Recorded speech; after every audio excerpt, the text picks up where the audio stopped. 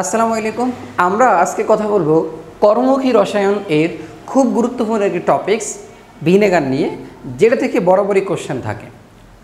আমরা যদি আগে জানি ভিনেগার কাকে বলে, আমরা জানি ইথানোয়িক অ্যাসিড বা অ্যাসিটিক অ্যাসিডের 6 থেকে 10% জলীয় দ্রবণকে ভিনেগার বলে। এখন কার ইথানোয়িক অ্যাসিডের CH3COOH, এই যে ইথানোয়িক অ্যাসিড, আমরা যদি একটু লিখি বড় করে CH3COOH, এটা হলো ইথানোয়িক অ্যাসিড বা অ্যাসিটিক অ্যাসিড।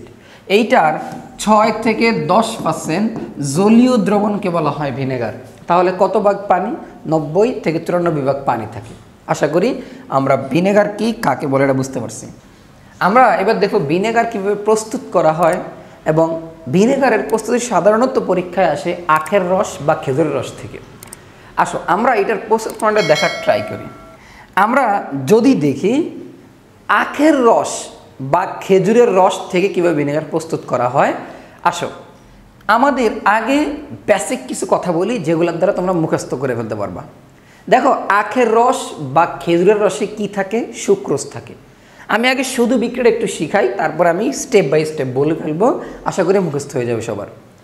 আখের রস বা খেজুরের রসে থাকে সুক্রোজ। সুক্রোজের সংকেত কি? C12, H22, O11। আমি একটু বাংলায় বললাম এভাবে, C12, H22, O11, C12, H22, O11। এটা কার সংকেত? সুক্রোজের সংকেত। আমরা জানি এই সুক্রোজটা এর সাথে পানি যুক্ত হয় ইনভার্টেজ এনজাইমের প্রভাবে। ইনভার্টেজ এনজাইম যখন 30 ডিগ্রি তাপমাত্রা দেওয়া হয়, তখন এই দুইটার সাথে পানি যখন যুক্ত হয়, দেখো এই যে এইটা উৎপন্ন করে glucose plus fructose, C6H12O6, C6H12O6। দেখো এটা হলো সুক্রোজ, এটা হলো কি সুক্রোজ। এখান থেকে উৎপন্ন হয় গ্লুকোজ প্লাস ফ্রুক্টোজ। আমরা জানি এই যে গ্লুকোজ ও ফ্রুক্টোজ দুইটার কিন্তু আণবিক সংকেত একই, কিন্তু গাঠনিক সংকেত একটু ভিন্ন। এটা যদি অ্যালডোজ সুগার, এটা হলো কিটোজ সুগার। যাই হোক, তোমরা মনে হয় জানো। এই যে এইটা ইনভার্টেজ এনজাইমের প্রভাবে যেটা সৃষ্টি করলো, তার নাম হলো ইনভার্ট সিডি। এগুলো আমরা বিস্তারিত আরও কথা বলবো। এইটা C6H12O6 প্লাস C6H12O6, এইটা জাইমেজ এনজাইমের প্রভাবে। কোন এনজাইম বলতো? জাইমেজ এনজাইমের প্রভাবে। জাইমেজ এনজাইমের প্রভাবে সে এই দুইটা থেকে উৎপন্ন হয় ethanol, CH3CH2OH plus carbon dioxide. এই যে ইথানল, আমরা জানি এই ইথানলটা CH3CH2OH, এইটা জারিত হয় কিসের দ্বারা? এসিটোব্যাক্টরের দ্বারা। এগুলো কই থেকে আসে সেগুলো আমি বলতেছি। আমরা ব্যাক্টর, এসিটোব্যাক্টরের দ্বারা, এই এসিটোব্যাক্টর দ্বারা জারিত হয়ে উৎপন্ন করে ইথানোয়িক অ্যাসিড CH3COOH। আর এটাই হলো আমাদের কাঙ্ক্ষিত ভিনেগার। এইটার 6 থেকে 10% জলীয় দ্রবণ। তাহলে দেখো আমাদের সুক্রোজ, দেখো তো এখানে কার্বন কয়টা? 12টা। এখানে কার্বন 6 6 কয়টা? 12টা। এখানে কার্বন হাইড্রোজেন কয়টা? 22 আর 2 24টা। এখানে 12 12 কয়টা? 24টা। অক্সিজেন এখানে 11 একে কয়টা? 12টা। অক্সিজেন এখানে 6 6 12টা। তাই দেখো এইটার সাথে এবার গ্লুকোজ আর ফ্রুক্টোজ একসাথে এবার জাইমেজ এনজাইম হবে। দেখো প্রথম হলো ইনভার্টেজ, পরে জাইমেজ, পরে এসিডোব্যাক্টর। দেখো এই জাইমেজ এনজাইমের প্রভাবে উৎপন্ন করে কি? ইথানল। কি উৎপন্ন করে? ইথানল, CH3CH2OH বা C2SOH। এই ইথানল জারিত হয়ে উৎপন্ন করে ইথানোয়িক অ্যাসিড। এইটা ছিল আসলে বিক্রিয়া। এইবার আসো আমরা এইটা সাধারণত এইটার প্রক্রিয়াটা কি, কিভাবে আসলে এটা প্রস্তুত হয়। প্রথমে ধরো একটা 10 লিটার আয়তন একটা পাত্র নিলাম। এই পাত্রে আমরা 2 লিটার ঠান্ডা পানি নিলাম। হ্যাঁ, কেমন পানি? ঠান্ডা, মানে সাধারণ ঠান্ডা পানি আর কি। দেখো এইবার আমরা নিব হলো খেজুরের রস বা আখের রস। খেজুরের রস বা আখের রস এইটা নিব। এইটা নিয়ে একটু জাল করব, আর এতে আমরা 20% সালফিউরিক অ্যাসিড দিতে পারি যাতে এখান থেকে ব্যাকটেরিয়াগুলো চলে যায়। তো জাল করে এটা নিব আমরা 3 লিটার। কত লিটার? 3 লিটার। জাল করলেও আমাদের ব্যাকটেরিয়াগুলো চলে যাবে। এখন দেখো, এই এক আখের রস বা খেজুরের রস এইটার সাথে আমরা মিশ্রিত করব হলো অ্যামোনিয়াম সালফেট। সালফেট যোজনী 2 এর কাছে যাবে, আর যুক্ত করব অ্যামোনিয়াম ফসফেট, ফসফেট যোজনী 3 এর কাছে যাবে, এবং আমরা যুক্ত করব মল্ট এক্সট্রাক্ট। Malt extract. আচ্ছা, এই যে দ্রবণটা, তাহলে এই দ্রবণ মোটামুটি কত? 3 লিটার। তাহলে এইখানে আইনা আমরা সেই 10-এর পাত্রে যুক্ত করে দিব। এবার আসো, এগুলার কাজ কি? এগুলার কাজ হলো ইস্টের বৃদ্ধিকে ত্বরান্বিত করা। এখানে আমরা তারপরে কিছু ইস্টের গুঁড়া দিয়ে দিব। এইগুলার কাজ হলো, এই লবণগুলোর কাজ হলো ইস্টের বৃদ্ধিকে ত্বরান্বিত করা, মানে বাড়ানো। এবার আসো, তাহলে কাজগুলা কি হবে?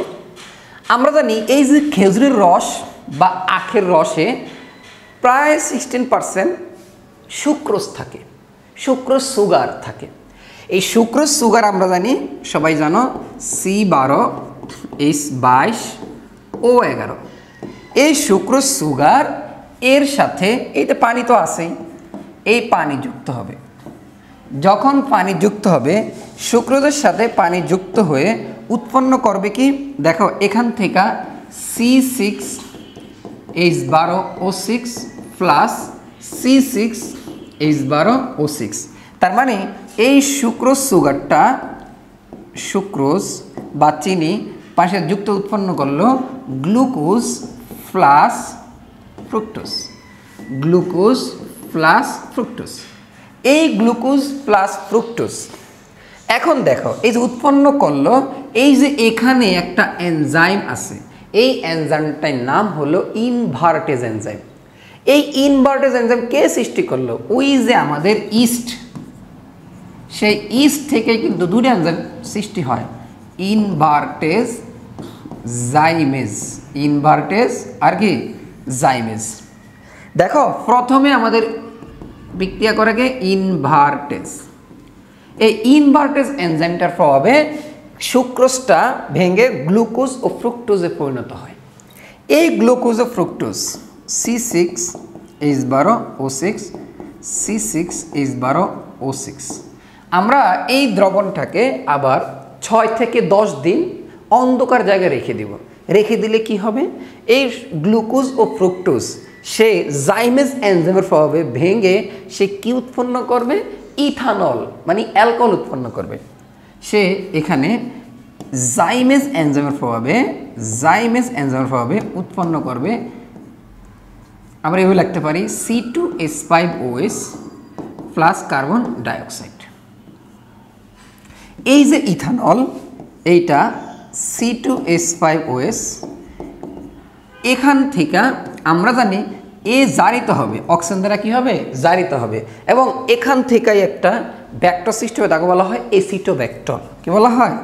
এসিটোব্যাক্টর। একটা এনজাইম এসিটোব্যাক্টর। এই এসিটোব্যাক্টর প্রভাবে এই ইথানলটা উৎপন্ন করবে ইথানোয়িক অ্যাসিড CH3COOH। আর এই ইথানোয়িক অ্যাসিডের 6 থেকে 10% যে জলীয় দ্রবণ, আর সেটাকেই বলা হয় ভিনেগার। সো আশা করি আমরা ভিনেগারকে প্রস্তুত করা লাগে এবং প্রস্তুত প্রণালীটা আমরা বাংলা এভাবে ব্যাখ্যা দিতে পারবো এবং পড়ে নিতে পারবো। আশা করি সবাই বুঝতে পারছো। আমরা এইবার আলোচনা করব যে এই ভিনেগার কিভাবে খাদ্য সংরক্ষণে ব্যবহৃত হয়। আমরা কয়েকটা কথা একটু বলে দিই যেগুলো সবচেয়ে গুরুত্বপূর্ণ। আমরা জানি ভিনেগারের ফার্স্ট যে সংজ্ঞা থেকেই তার খাদ্য সংরক্ষণের কাজ চলে আসে। ভিনেগার কাকে বলে? আমরা জানি ভিনেগার হলো ইথানোয়িক অ্যাসিডের বা অ্যাসিটিক অ্যাসিডের। ভিনেগার হলো CH3COOH। ইথানোয়িক অ্যাসিডের 6 থেকে 10% জলীয় দ্রবণকে কি বলা হয়? ভিনেগার বলা হয়। আমরা জানি ভিনেগার একটা অ্যাসিড ধর্মী, তাই তো? অ্যাসিড ধর্মী পদার্থ, কারণ এর pH এর মান 4.74। আমরা জানি এই pH মানে সাধারণত ব্যাকটেরিয়া বংশ বিস্তার করতে পারে না, তাই যে কোনো খাদ্য সংরক্ষণে ভিনেগারটা খুব গুরুত্বপূর্ণ ভূমিকা পালন করে। প্রথম, ভিনেগার সহজলভ্য পার্শ্ব প্রতিক্রিয়া বিহীন একটি প্রিজারভেটিভ। ভিনেগারের পিকে এর মান 4.74 হওয়ায় পিএস এর মান 4 থেকে 5-এর কম হয়। তাই এই পিএস মানে আমরা জানি কি প্যাথোজেনিক ব্যাকটেরিয়া জন্মাতে পারে না বা এদের বৃদ্ধি বাধা পায়। তাই মাছ, মাংস, শাকসবজি সংরক্ষণে ভিনেগার ব্যবহৃত হয়। তুমি চাইলে এই যে ভিনেগার ইথানোয়িক অ্যাসিডের বিক্রিয়া দেখিয়ে দিবা H+। তারপর আমরা জানি কি ভিনেগার অম্ল স্বাদযুক্ত হয় বিভিন্ন ফলের আচার সংরক্ষণে, স্যুপের স্বাদ বৃদ্ধি করতে, মাছ মাংস রান্নার কাজে ব্যবহৃত হয়। ভিনেগারের সংস্পর্শে প্রোটিন অণুতে বিয়োজন সহজে ঘটে, তাই মাছ মাংস রান্নায় ভিনেগার কার্যকর ভূমিকা রাখেন। অ্যাসিড মাধ্যমে পিকলিং বা আচার তৈরিতে ভিনেগারের গুরুত্ব সবচেয়ে বেশি। পেঁয়াজ, রসুন, কাঁচামরিচ, শীতের বিভিন্ন সবজি, মাংস প্রভৃতি ভিনেগারে ডুবিয়ে সংরক্ষণ করা যায়। ভিনেগার সহ খাদ্যবস্তুকে তাপ দিয়ে ফুটিয়ে নিলে বিভিন্ন অণুজীব বা ব্যাকটেরিয়া মরে যায়। এ অবস্থায় খাদ্য সংরক্ষণে অনেক বেশি কার্যকর ও দীর্ঘকাল থাকা সম্ভব হয়। চাটনির মতো রেসিমোস নামক বিভিন্ন মিশ্র সবজি থেকে মুখরোচক খাদ্য তৈরি করা যায়। যেমন ফুলকপি, মূলা, শালগম, গাজর, বরবটি, শসা, কাঁচা পেঁপে, কামরাঙ্গা ইত্যাদি সবজিকে টুকরো করে চিনি, লবণ, ভিনেগার সহ ফুটিয়ে নিলে রেসিমোস তৈরি হয়। এই মিশ্র সবজিকে বাইরুদি করে কাচের বয়মে ভর্তি করে রাখা হয়, পরবর্তী মৌসুমে তা খাওয়া যায়। উপরের আলোচনার ভিত্তিতে বলা যায় খাদ্য সংরক্ষণে ভিনেগারের ভূমিকা অনেক। যদি আমরা এগুলাকে পয়েন্ট আকারে লিখতে পারি, পয়েন্ট আকারে লিখে দিতে পারি, আশা করি একটা ভালো মার্ক অবশ্যই পাওয়া সম্ভব। সো আশা করি ভিনেগার সম্পর্কে মোটামুটি তোমরা একটা ভালো ধারণা পাইছো। ভালো থাকো, সুস্থ থাকো। আসসালামু আলাইকুম।